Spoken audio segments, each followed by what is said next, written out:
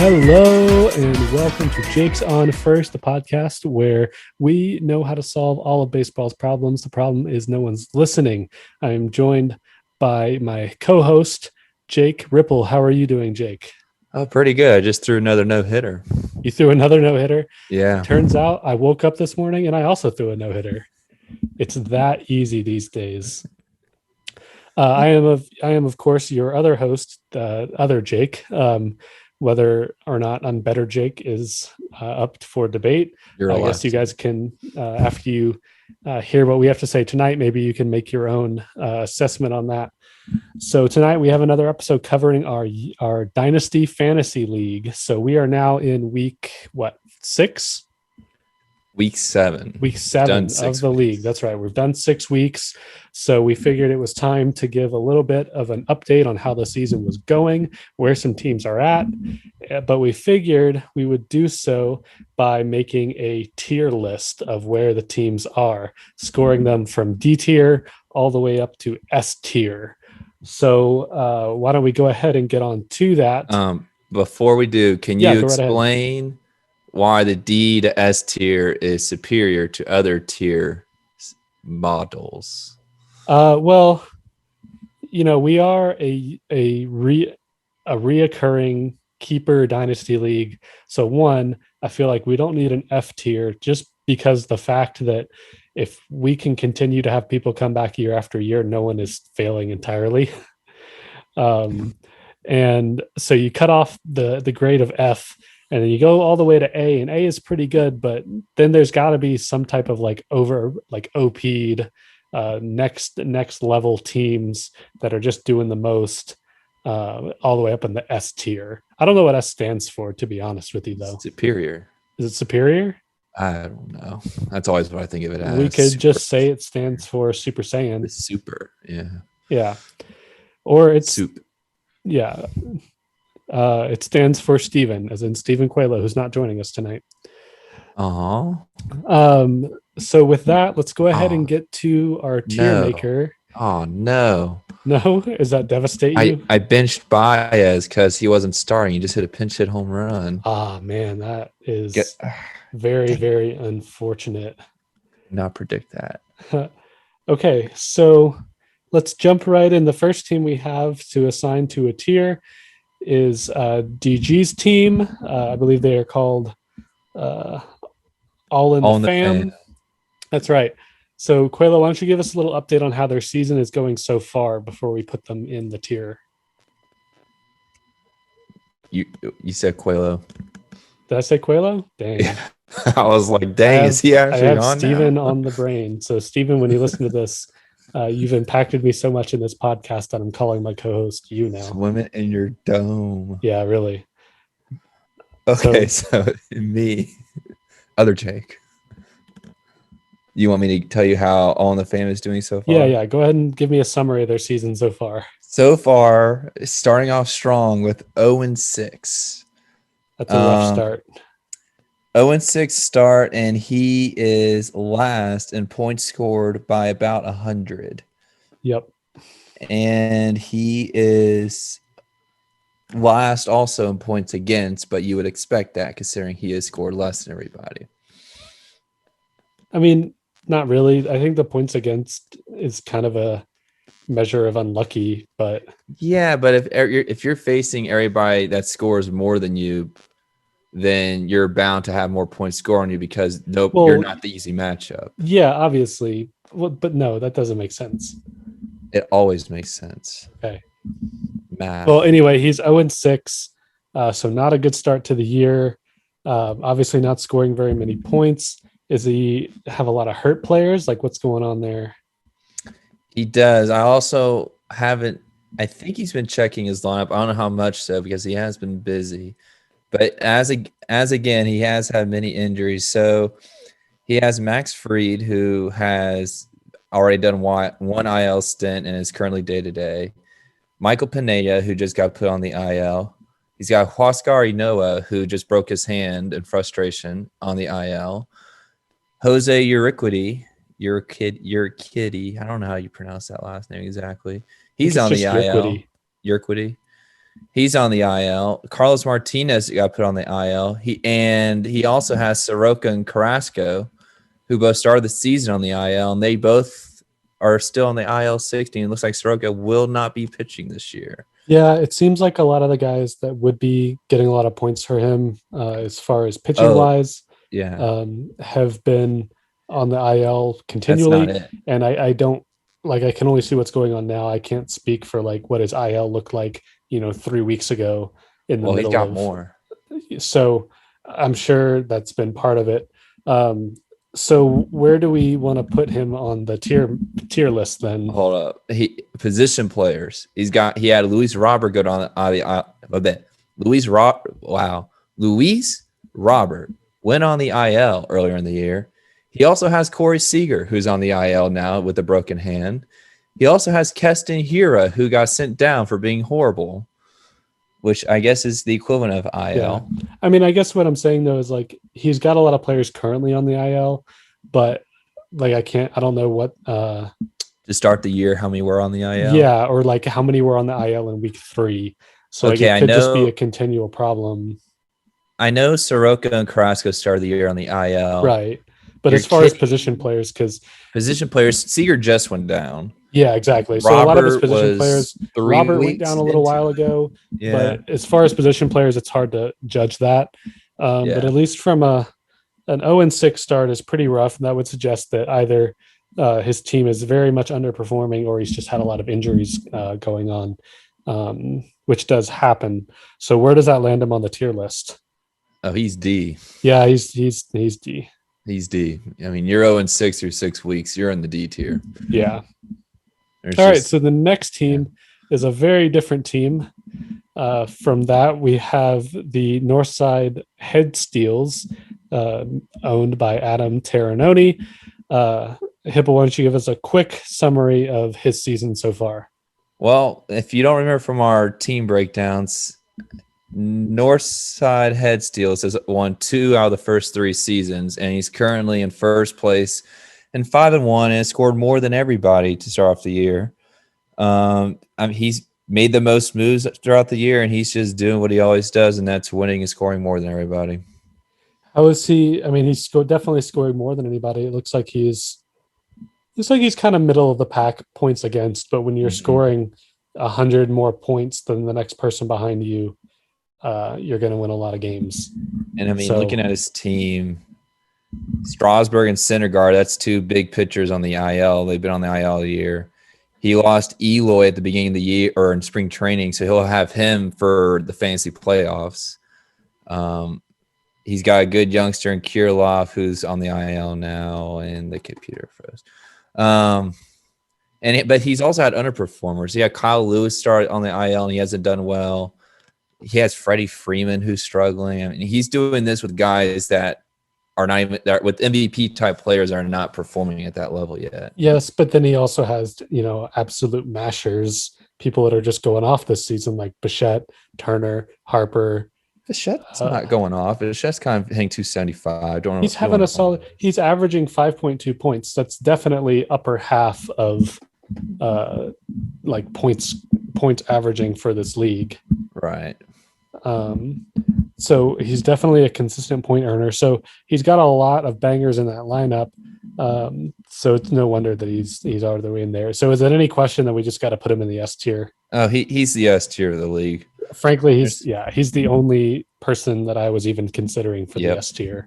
It's every year, man. He is an S tier fantasy baseball. We got to get him to that year 6, get that roster turnover a little bit and see what happens. Roster turnovers will be big for the league. This is a 5-year dynasty. Yep. So next team we have, I believe this is Six God Block Boy, owned by Casey Bell and managed by James Porapatic. Hibble, give us a summary. Currently doing well, 4-2, in second place in his division, second best record, tied for second best record in the league, and has scored the second most points in the league by about 40 points, about 25, 15. Yeah, by about 40 points. And looking good. I mean, based on what we thought going into it, he's doing exactly what we thought he'd be doing. Yeah, we knew he'd be in the upper half. So definitely that team is looking really good. Got a lot of guys who, on the surface, his lineup doesn't look like totally overpowered, but he's got some guys that are really hitting well this year. Castellanos, Gallo's having a pretty good season. Winker. Yeah, Winker's having a good season. Grisham's playing well.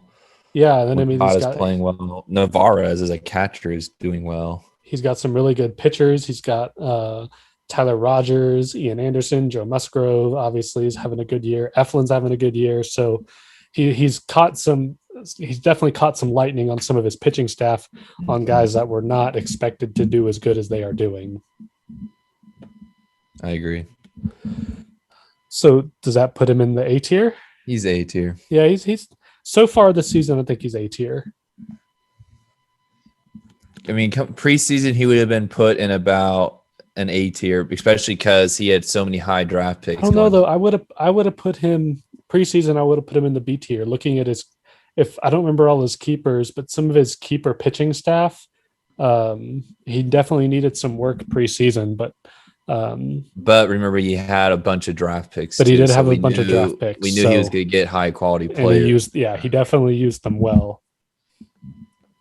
All right, next up, this is Bohm.com, owned by Justin Yastrzemski, also probably a grandson of Carl Yastrzemski. That's pretty cool. Hipple, go ahead and tell me about his season. Well, as always, the 500 owner is 503-3 on. Isn't that crazy? It is amazing. He is just so consistently average.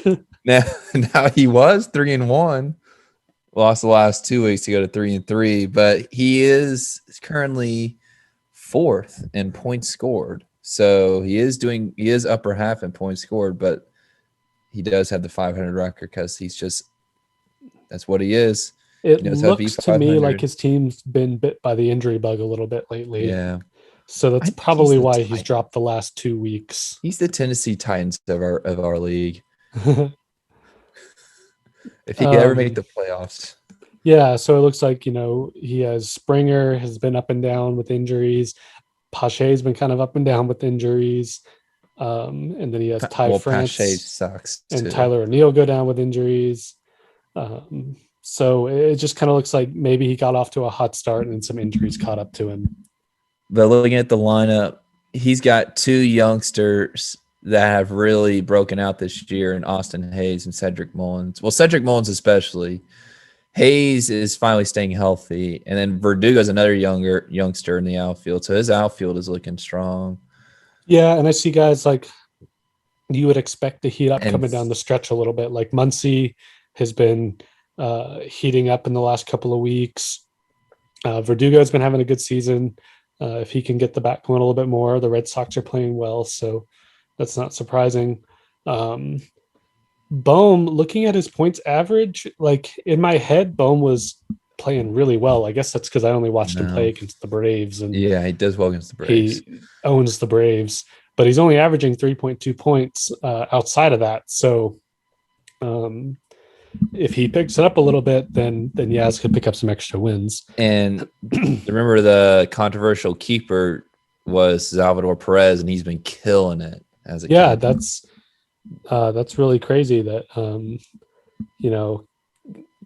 I can't tell you how many times you can go back and listen to the episodes, how many times I ranted against keeping catchers, and he proved me wrong. So well done, Yaz.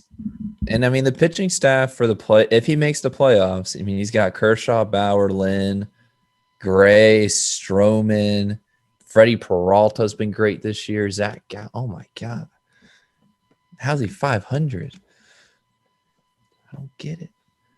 He's always 500. Yeah, I don't know. I mean, he makes the playoffs. I think he could be scary, but yeah, it's like if his best 5 have a good week, then he's the Tennessee Titans. If he get that Derrick Henry playoff run, yeah, I think it all just depends on how Sonny Gray looks down the stretch.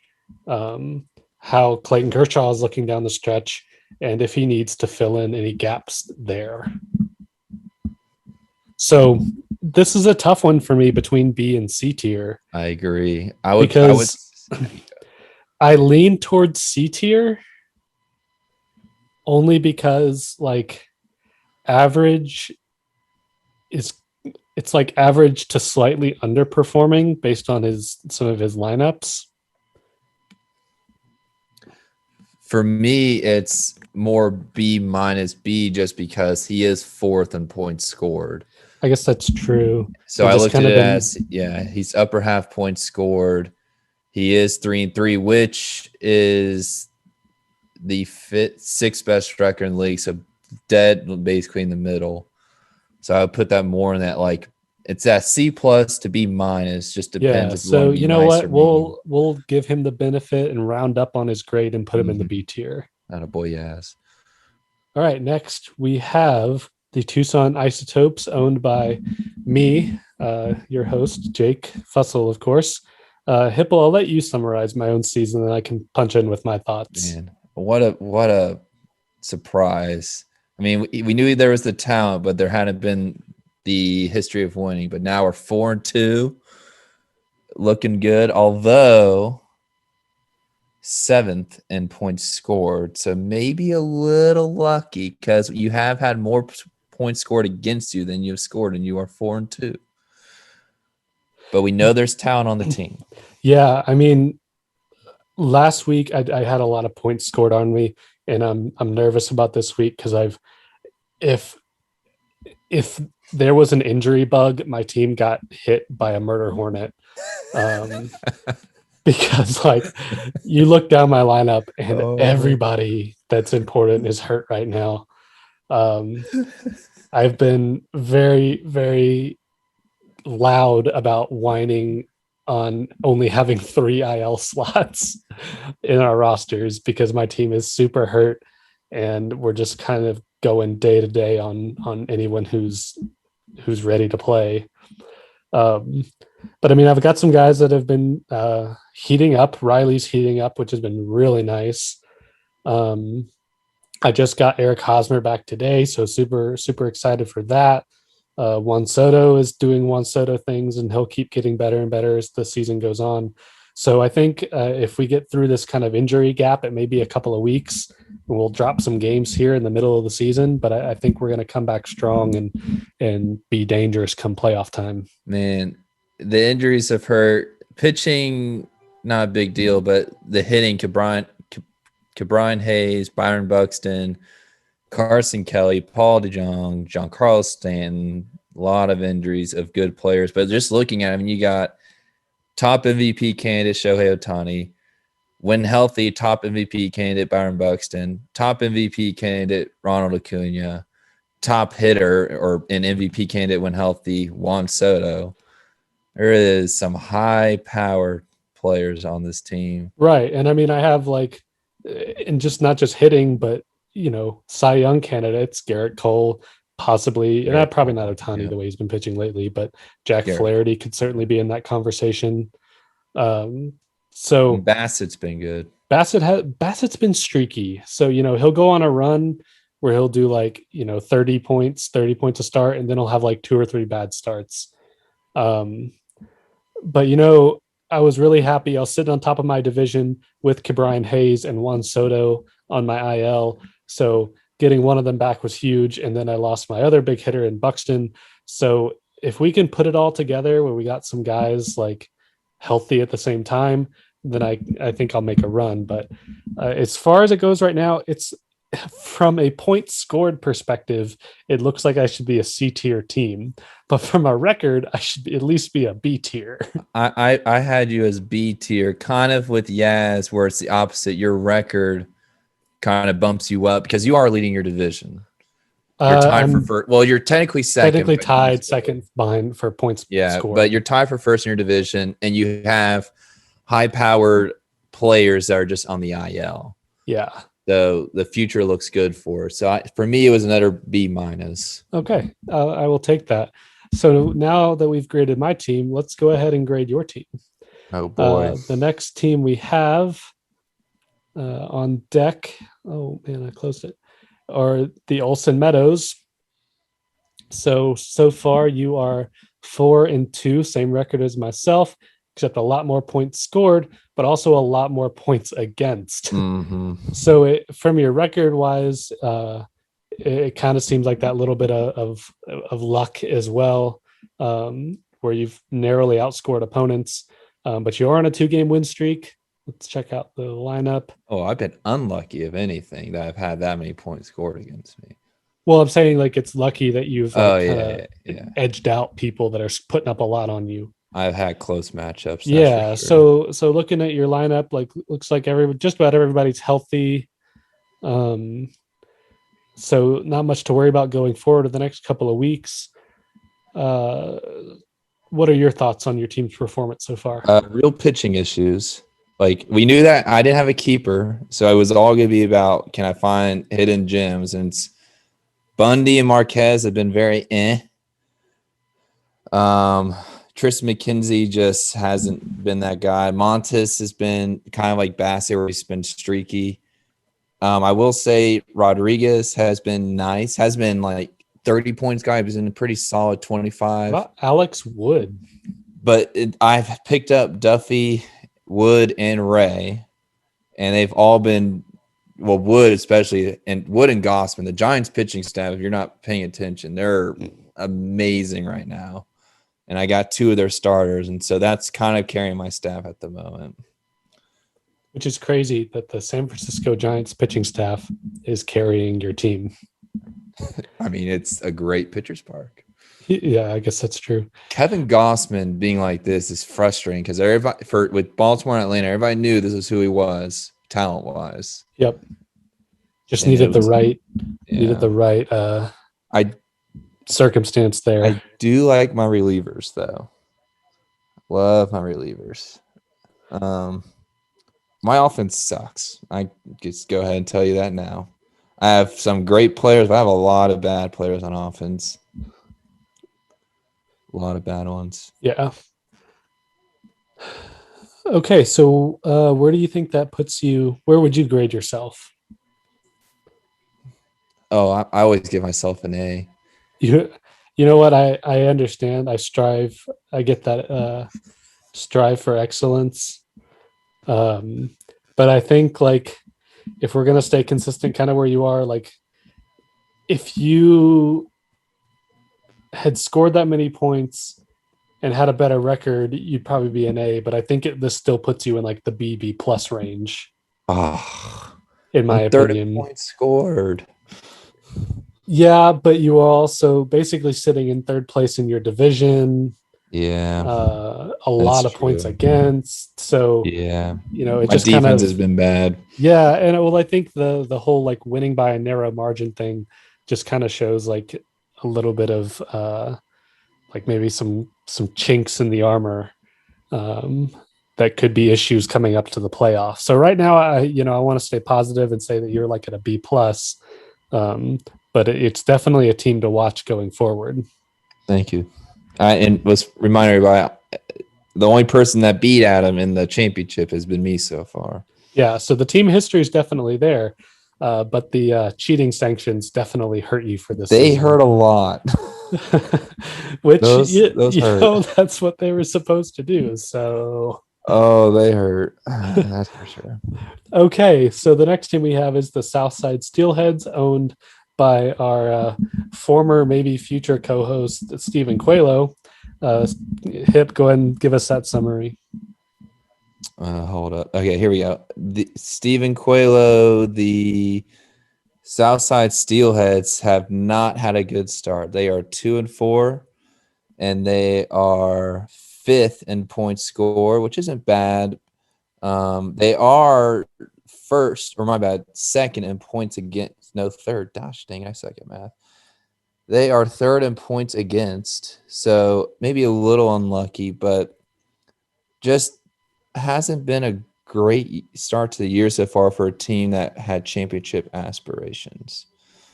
Yeah, any team where we're previewing the team and its keepers are like Mike Trout, Josh Donaldson, Justin Turner, you would expect a lot, and Tatis, like you would expect a lot more results to start the year, especially since, I mean, he's had a little bit of injury bug. Tatis was out for a while, and now he's looking at Mike Trout being on the IL A long for a time. few weeks at least. So there's Six, definitely what? 6 to 8. Yeah, and Luzardo went down. Dustin May went down. Some guys you were hoping to get some good innings out of.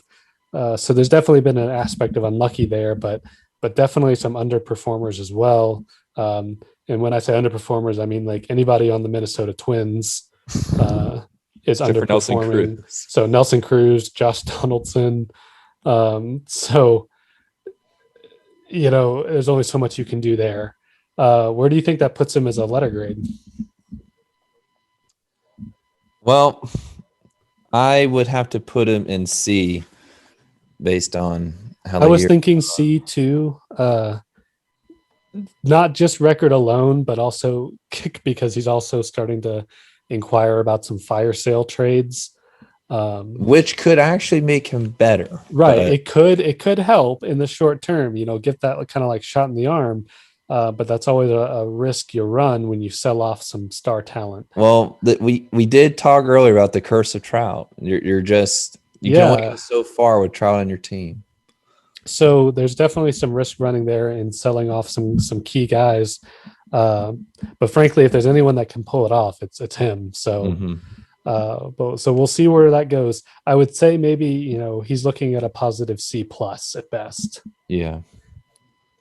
Okay, so the next team we have is the Price is Wong female dog, owned Should by we? Blake Juberg.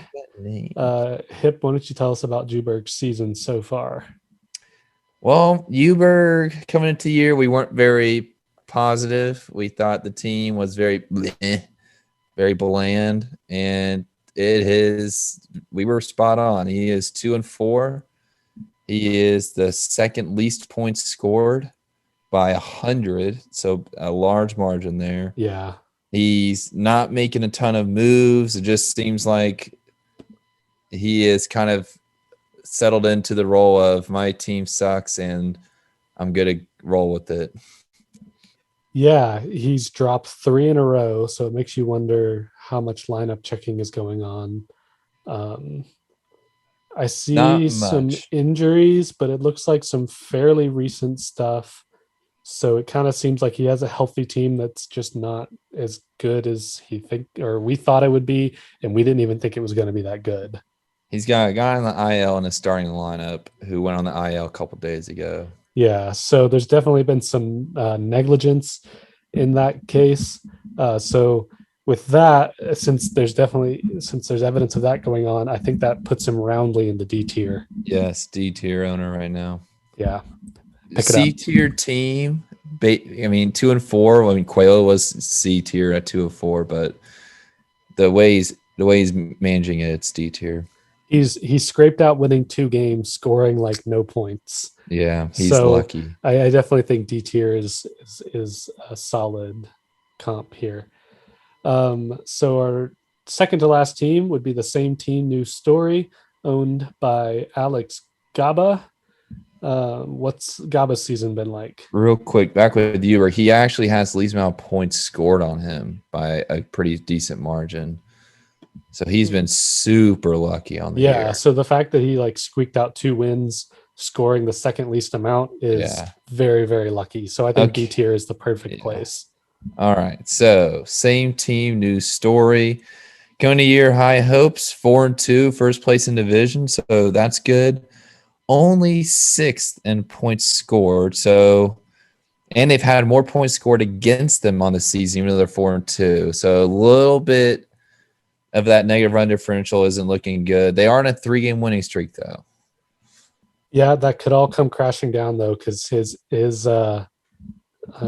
roster is lit up red a lot like mine is, because he's got DeGrom went down, he's got Bellinger down, Asdrubal Cabrera down, so some definite reliable points guys on the IL right now.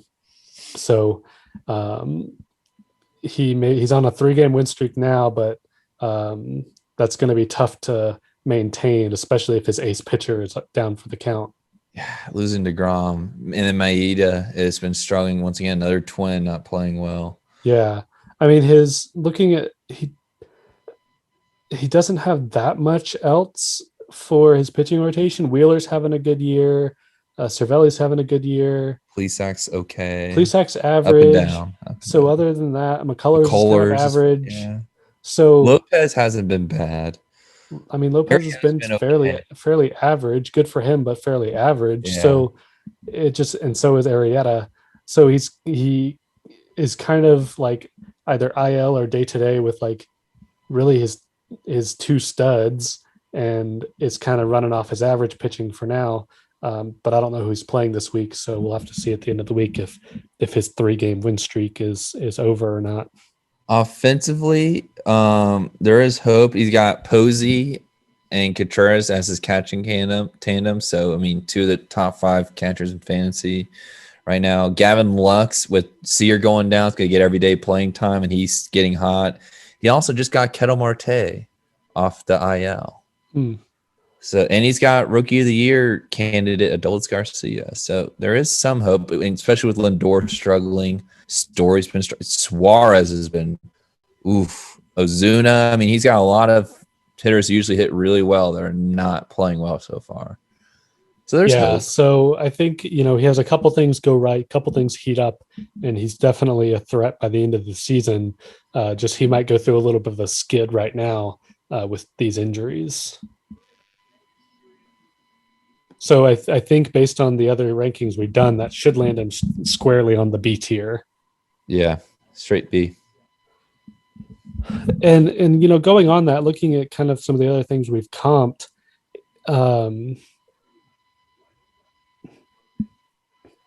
I think so far, we're good with the comps we have. Like it doesn't look like an equal distribution, but if you look at the standings and this point score, that's not much of an equal distribution so far. No. So the final team that we will be rating is Team Asterix, owned by Jonathan Fleckenstein. So what's Fleck's season been like so far? Well, Fleck has been riding the bottom for a long time in the league. This year, it's been a little bit better. He is 2-4. He is 2-4. He is 8th in points scored, which, considering he's been 9th or 10th all the other years, I think 10th all the other years. So he is getting better there. I mean, he's not in the bottom, so that's an upgrade, but he is still one of the bottom teams. Not bottom, but he is one of the bottoms. Looking at his lineup, he has nobody on the IL right now. Now, he has some people in the IL spots, including his favorite player, Christian Yelich, who scored 5 points tonight on his IL. But his team is perfectly healthy. He's also got Teoscar Hernandez, who is going off right now on the bench. So it seems like there's a little bit of team neglect, but I think if he actually checked his lineup every day, this team would be a lot better. He does have 2 of the no-hitters this month in his lineup. That is true. I texted him to congratulate him on having John Means. But so to me, the lineup is a C tier lineup, but with some C- ownership right now. So what were you thinking? I mean, Tim Anderson is doing well. Swanson's horrible. Brian Reynolds is back. Chado he's not managing the lineup. He's got good players on the bench that are playing. He does have good He's got good players on the bench, and pitching is good. Yelich still on the except IL. His alma mater, Will Smith, has not been great this year. Yeah, this one was a tough one for me. I put him in the C, in that C- range originally, because I just look at him. I think he's superior to DG and Uber. He has objectively better teams than our D tier teams, but he's managing his team like a D tier team. Yeah. So I think mean, C tier is a good place for him. C minus. He's on that Yeah, border. I think if things continue the way they're going, then he would drop to the D tier the next time we do a tier update. Gosh, it just looks like we have all bad and average teams except for one S tier, dude. But I think it's still, it's still kind of early. I mean, how many games do we play in a schedule? 18?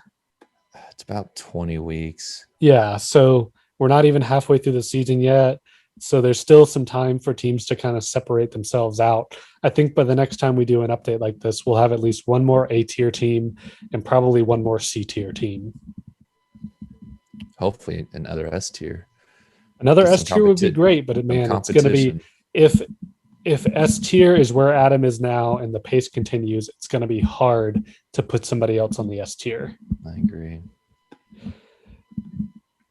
Well, all right. That's all the time we have tonight. Thank you for watching us. Please hit that subscribe button.